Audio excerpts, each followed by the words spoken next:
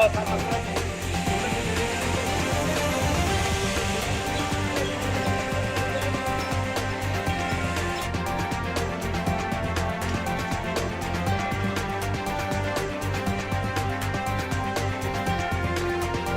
করি সুন্দরভাবে এই কাজগুলো সম্পাদন হবে।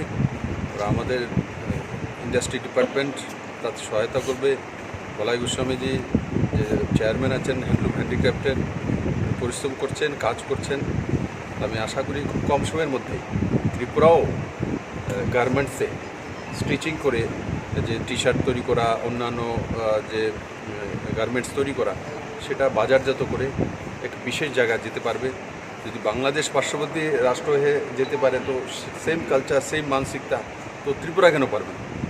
তা আমি আশা করি আমার ত্রিপুরার বোনেরা বা আমাদের টেক্সটাইল ডিপার্টমেন্ট সেটা করতে সক্ষম হবে কম সময়ের মধ্যে।